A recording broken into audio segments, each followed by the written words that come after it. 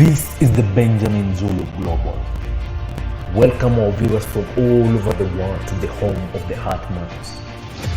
We're converging to learn together because when you know better, you can do better.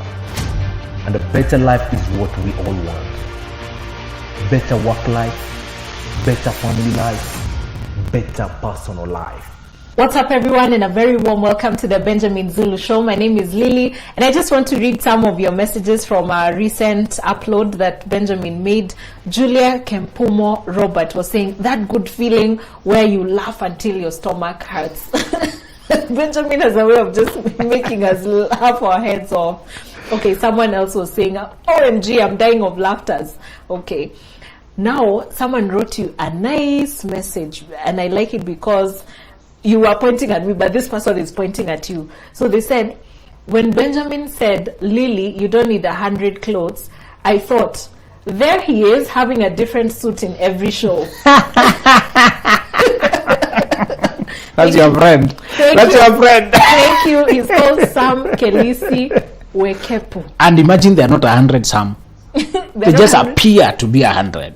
Really? But they are not. Okay. They are not. They're like, what, 80? They're not 100, then you go count the 99. We don't trust you. It's not a heap. And I'm sure Sam got the message of that day. Yes. The message of that day was really cluttering. It was not so much about the number. It's about the inability to release what is already old.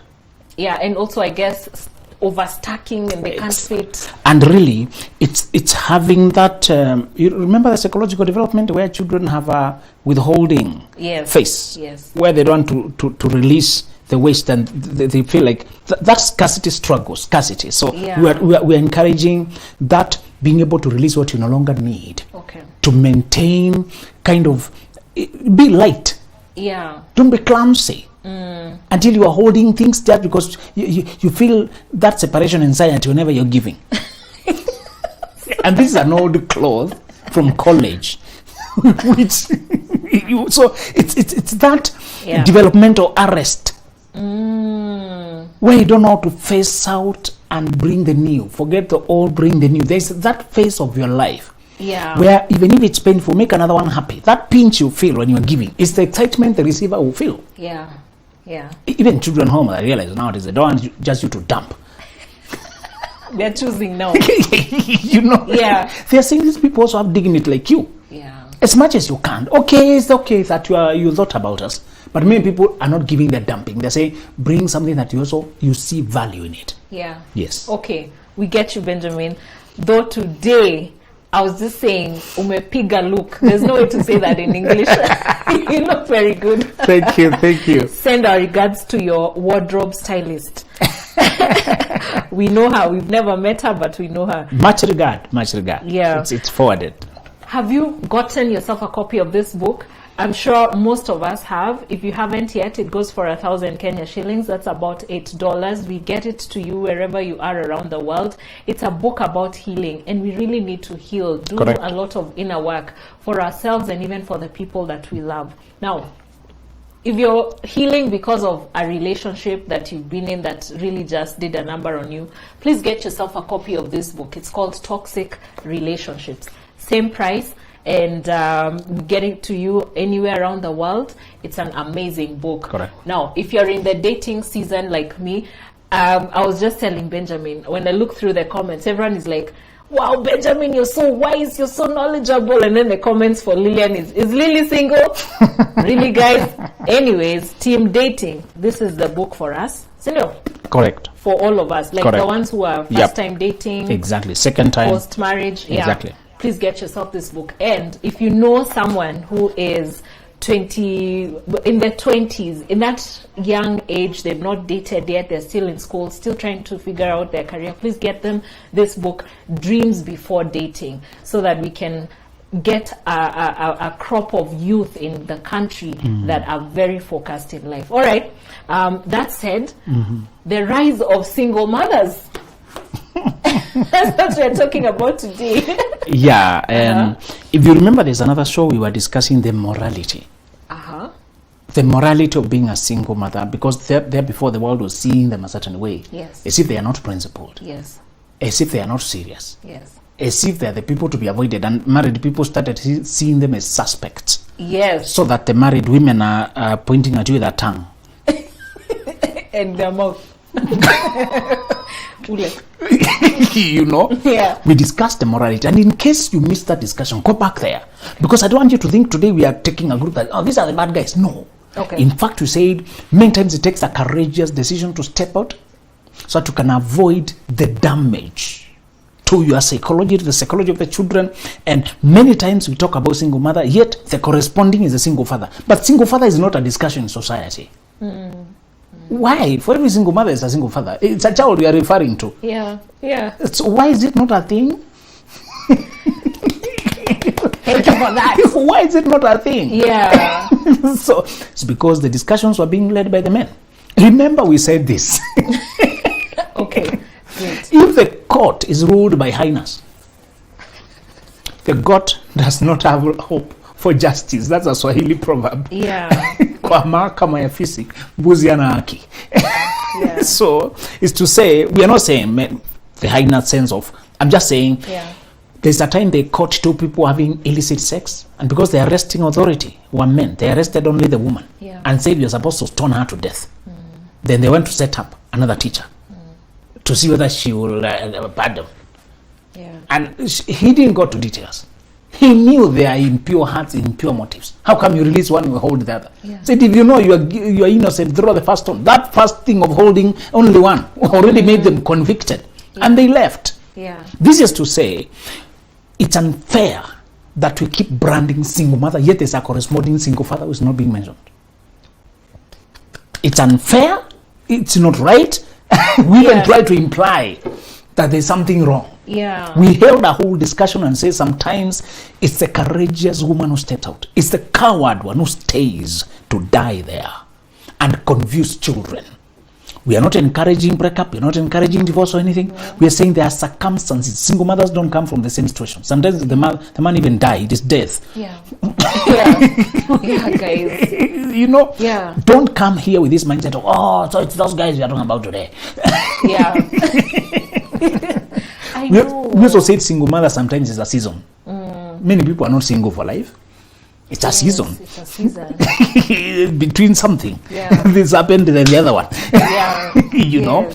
And we said, we don't know the father to Abraham Lincoln, but we know Abraham Lincoln said, well, everything I am, I owe to my mother. That greatest president. We also know who raised Obama. We don't want to go too much into details. I know. Kenyans were like, he's our brother.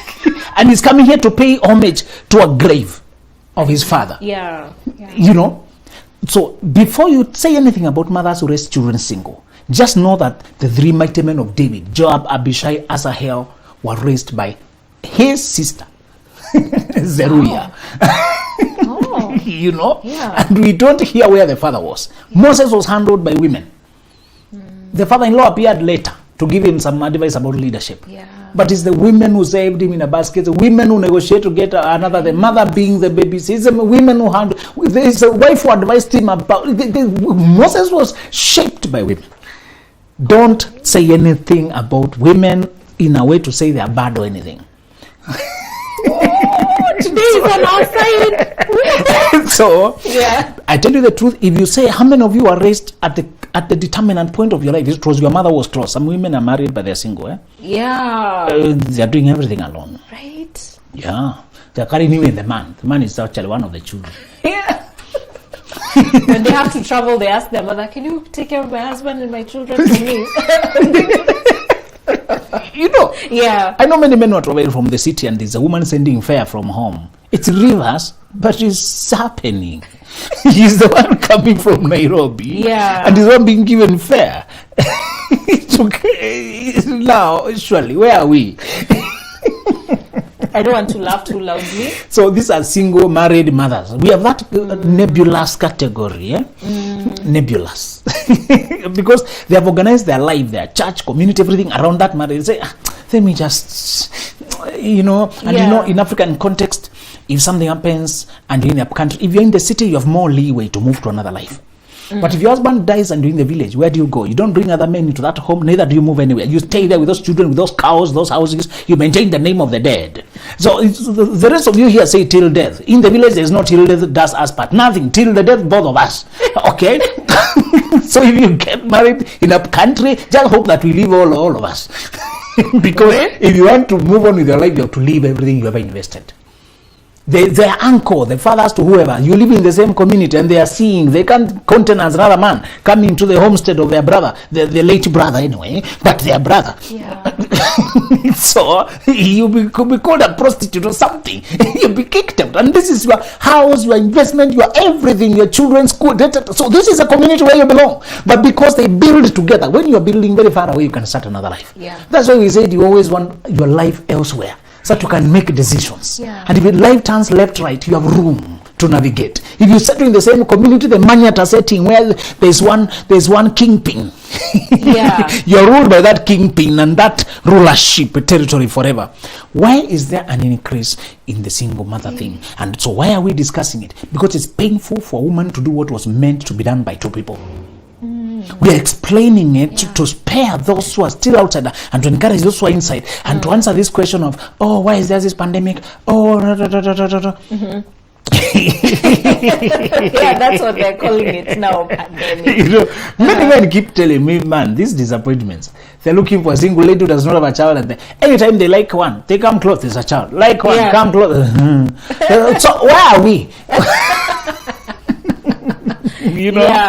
And it's okay to want a person who is at a particular phase in life. Yes. I comforted men and told them, don't be guilt tripped by saying a real man will accept me my child. No, if it's not your child, you have a choice to choose whoever you want. Yeah, it's okay. And also tell them the advantage of marrying a woman was a child. The one obvious advantage is your marriage will never be childless. You hear that? Other people have to pray and hope. You'll be sure from the onset. Yeah. But the thing we're saying when you talked about single mothers is this child is not just a child. It's whether you raise them well so that they are not misbehaved and naughty. You don't dump them with the grandparents and you disappear from to some place. Then they acquire things you can't even handle. And anybody trying to come to your life that to deal with that is a problem. Yeah. It's a problem. Particularly if it's a boy, keep them close in still. Be close to boys. Yeah. They really pick path of life early. Right. They really decide where to put you.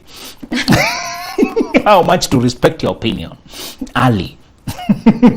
Boys have that tendency. So what did you say? You said keep them close. Yes, be in their life as much as you can be in their life. As much, let them remember mom always came, dad always came, dad always. When they respect your opinion, you tell them and they obey. Okay. But if you disappear, they have a resentment that you abandoned them. You try to talk to them, they're just angry, quietly angry. Yeah. Because who are you? Yeah, who are you? They won't say it, but you will see it. Oh my goodness. Boys don't always say, they show. And girls?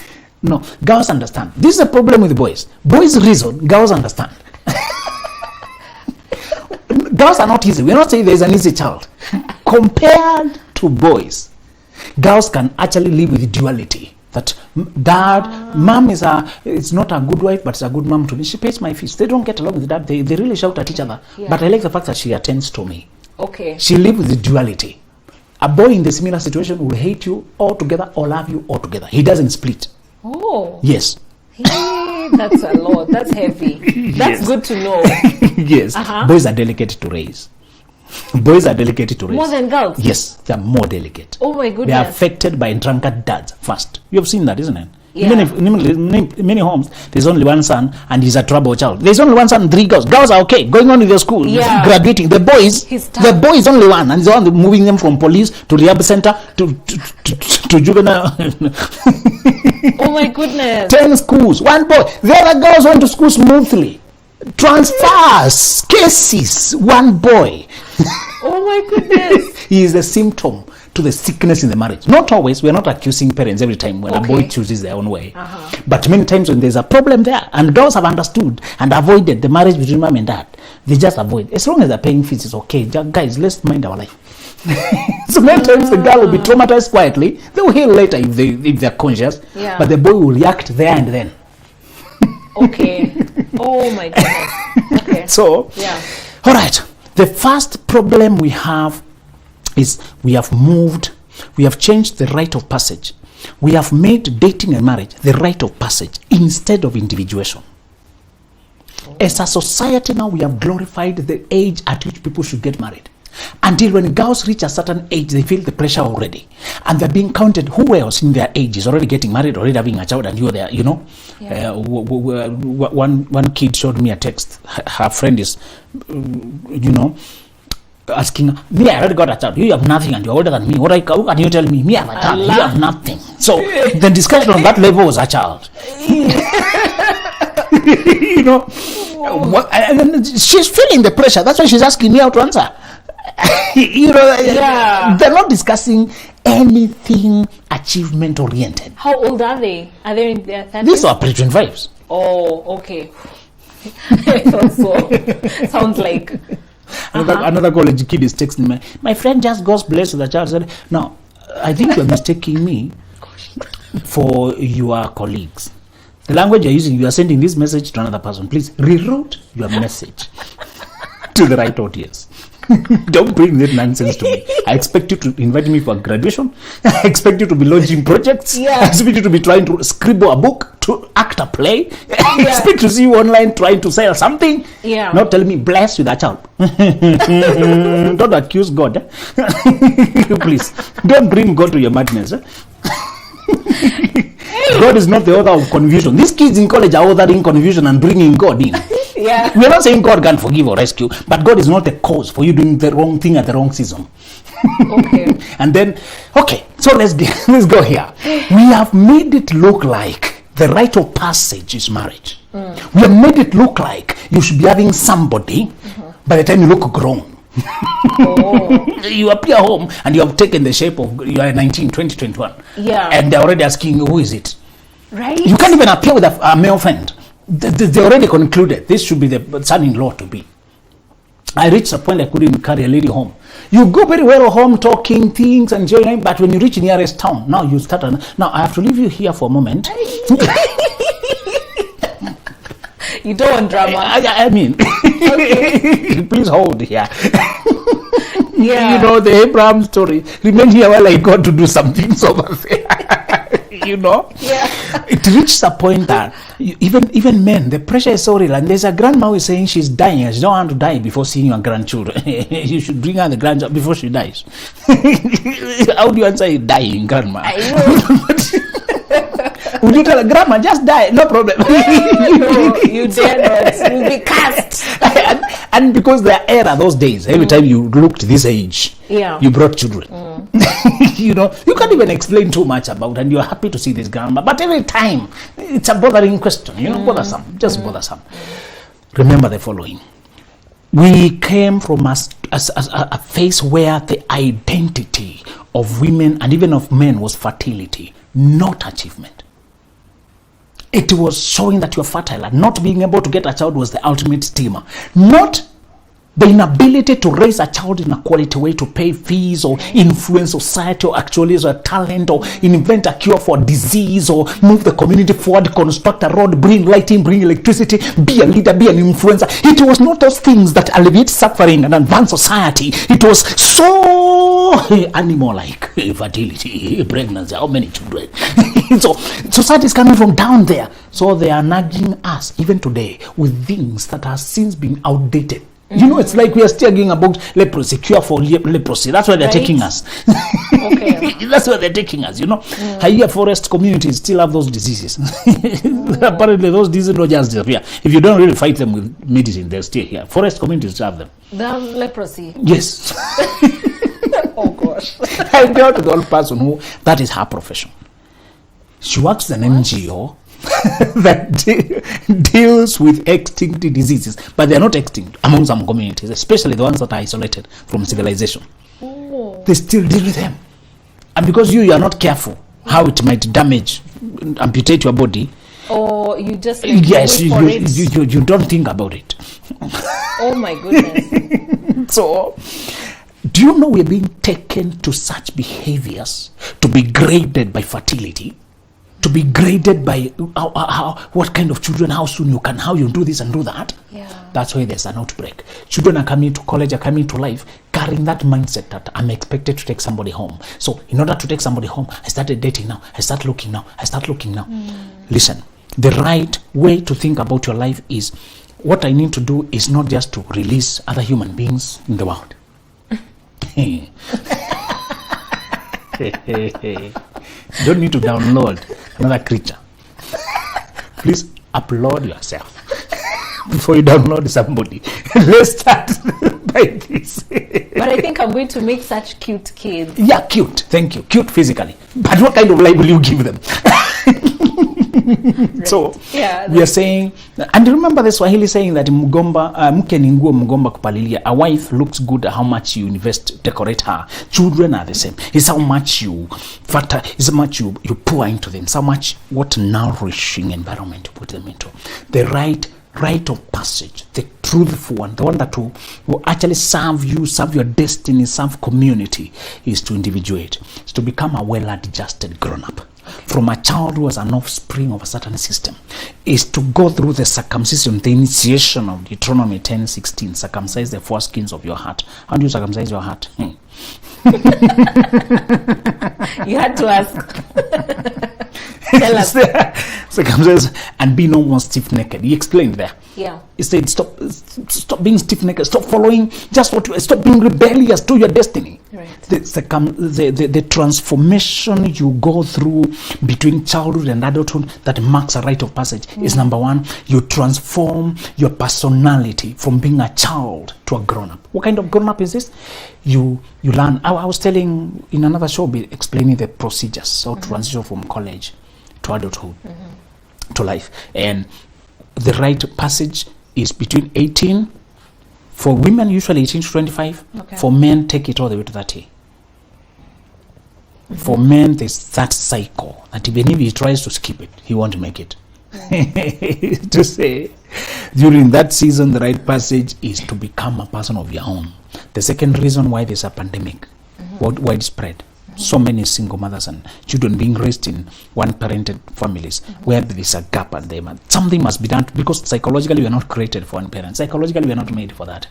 You see Moses struggling with a lot of anger later, irritability, emotional instability. Yet he was such a humble man, sincere man, but having deep psychological problems. You know, and he was so easily triggered. And while he's so patient, still, how do you combine the two?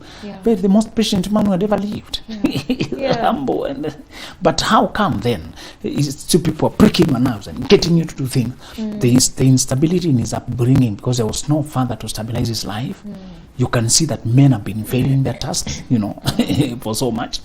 So we are saying the second reason is because you have reduced sex to become a token for being in love. I feel like you've just uncovered something we were hiding. You know? We have made it look like as long as we're in love, then it follows.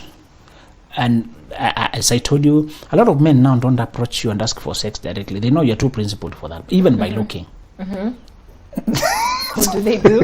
They ask for a relationship. Yes. So what they do. Once they're in that relationship, now they ask for maintenance. You know, somebody was calling it when exes come back to have sex with you, like they're coming for retirement benefits. For the relationship. So when people get into a relationship, now sex becomes like a maintenance token, you know. And ask you, why are you starving them, and you're the one who should feed them? What if I get someone else out there who's willing to offer? Why am I suffering? Because you agreed for an arrangement that is exclusive and looks like now it gives them entitlement. So we have degraded the place of somebody traveling into your soul to become a snack. Where? That's a long fall. You know. We have come all the way. We've really come all the way to look like, you know, it's given. And when you examine why you got into this relationship, again, no clear reason. Totally no clear reason. You're thinking somehow we'll grow together and hopefully it will end up into something. You don't have marriage as a goal now. Yeah. You just know, I want to get married someday in the future. Yeah. So why are you getting to something as absorbing and intense? Remember, we underestimate our emotions. We think there's nothing serious for now. We even agreed, no sex. There's nothing serious for now. We are not doing anything. Yeah. So if there's nothing serious, why are you getting into it? Yeah. We underestimate because our feelings get attached quietly. The day you try to pull out, you realize they already got deeply attached. Yeah. And the transitions of life, every phase of life, you need to be light of foot. Remember that poem that, how am I doing? I'm getting ready for the flight. How am I doing it? I'm getting rid of every weight and every sin that so easily entangles. If it's sin, why is it so easy to entangle? Because you think it's not serious. You don't think it's serious. Your heart does not know how to joke. Your heart does not know how to attach tentatively. It attaches deeply. It gets so deeply involved that by the time you try to pull out, by the time you try to get out and say, let me move on to the next thing, when the person has left you, you are crashing for a month and another one. You're trying to say, let me bath and go back to the market. Nothing. Yeah. So because we have degraded, moved sex from the sacredness, and we ask, the Creator who sealed it with a membrane of blood, was he just joking? Why don't we think? Why don't we ask whoever invented it what he had in mind? Because we want to be our own gods. Because you don't want to be ruled, you don't want to be told anything.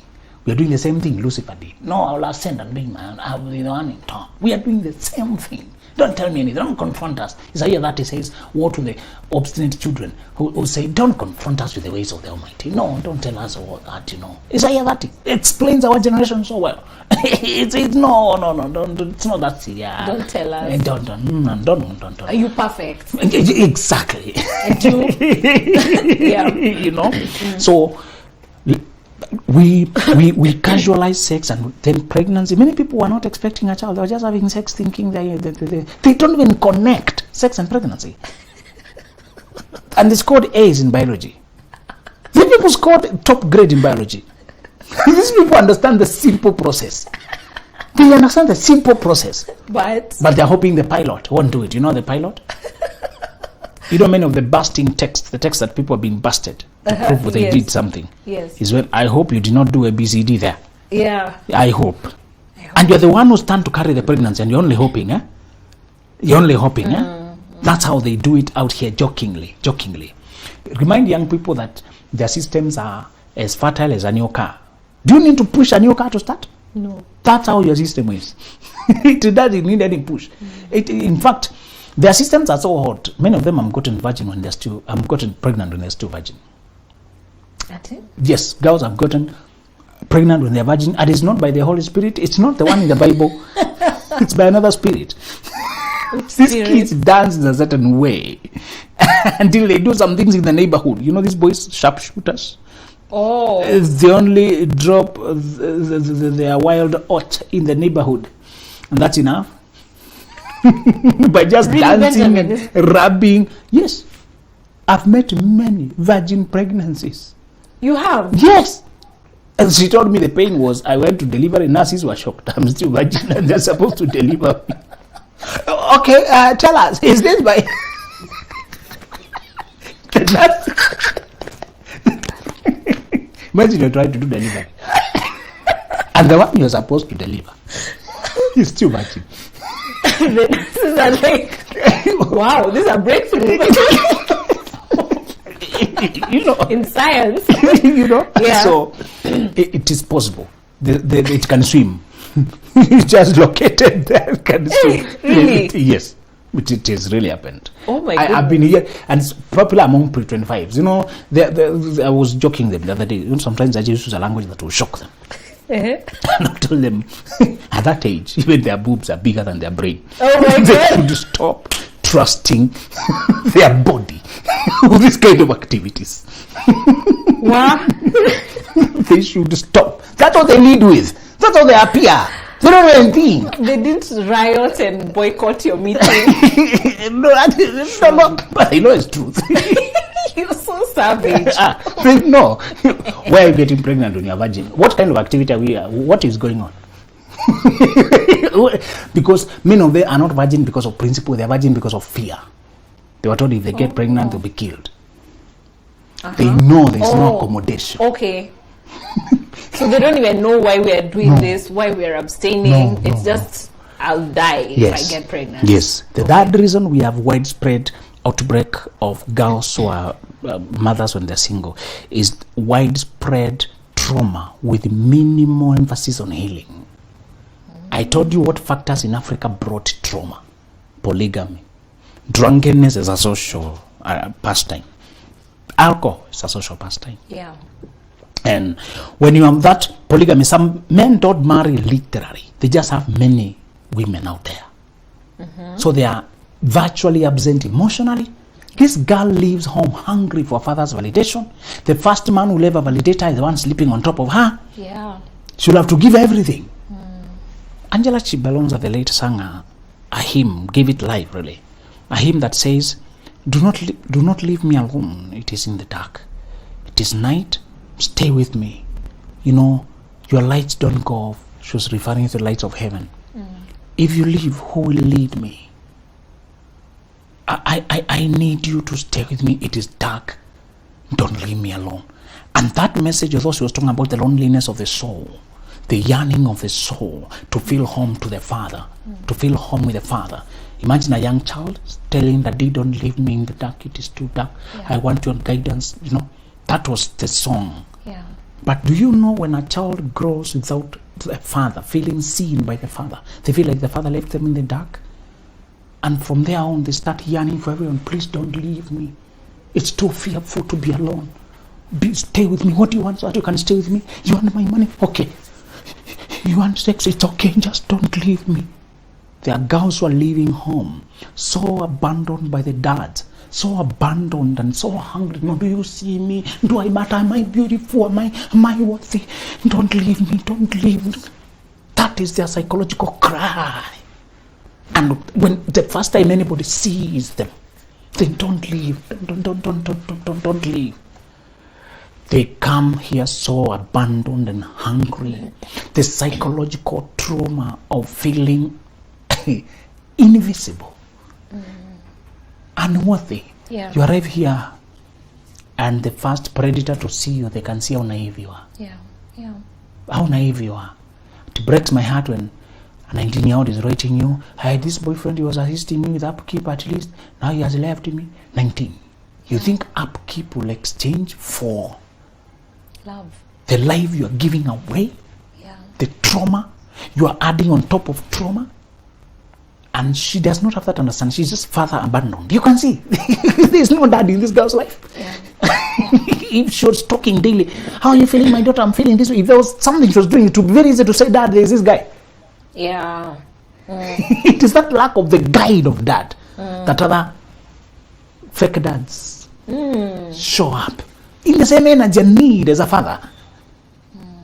The reason many times you can't break with these men because they represented a father figure to you, and we usually don't break up with fathers. Yeah.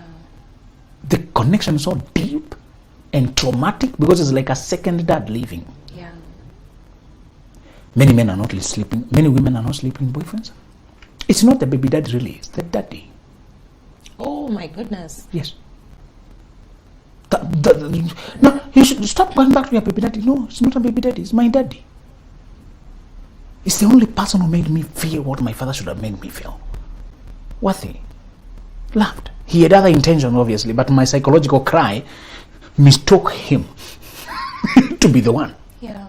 So, these are the reasons why we're having so much widespread, upcoming sociological phenomenon in single mothers.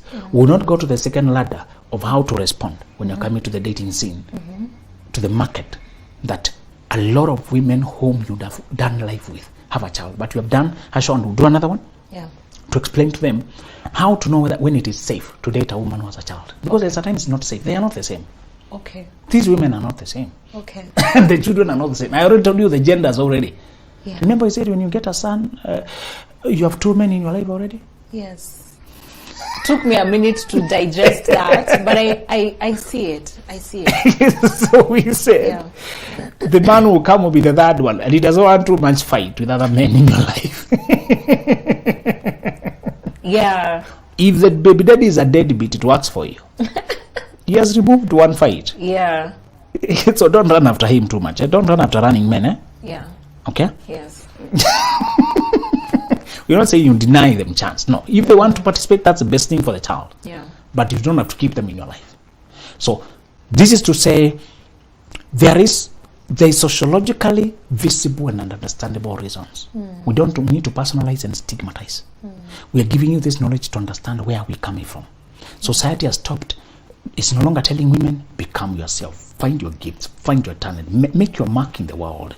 So if you are meeting your mom and your dad and their first concern, Lily, and how's your career doing, and are you healthy now, and are you happy now, and make sure even you can marry, but we are not, that's not the most important thing.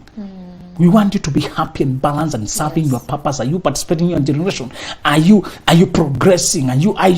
If they were asking your whole life how it's doing, there will be no pressure for marriage. Yeah. But all they ask, even during graduation party, they're just reminding you that next, bring us somebody. Yeah.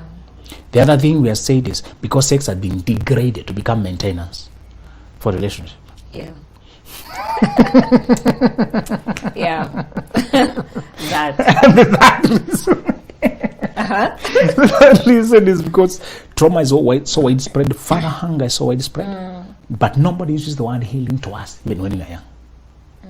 Nobody introduces it because they don't sound like they're guilty, like they wounded us. You know, when you talk about healing, you're implying a wound. Are you saying I did a bad job? We don't admit that way. We can just be bruised. Teach your children about healing even when you're doing your best as a parent. Yeah. Tell them the world is cruel. It's the truth. You're not just living inside my bottle. You're with teachers, and sometimes you don't know whether that was right or it was not right. You don't know what you miss. Yes. Yeah. So tell them, value psychological assessment just to know how you're doing. The same way you do health assessments, and you're not accusing your cook of poisoning you. Your health comes from many places. Yeah. Yes. So tell them it's human. We are in a perilous world. Yeah. You can get emotionally injured invisibly. The world didn't notice, but you got injured. Learn to check where you need to heal and transform. Yes. Wow. Okay, I'm looking forward to that show of how to know whether it's safe to date a single mother. But thank you so much for your wisdom and your humor. And thank you all for watching. See you on the next episode. Bye. This is the Benjamin Zulu Global. Welcome our viewers from all over the world to the home of the Heartmans. You're converging to learn together because when you know better, you can do better. And a better life is what we all want. Better work life, better family life,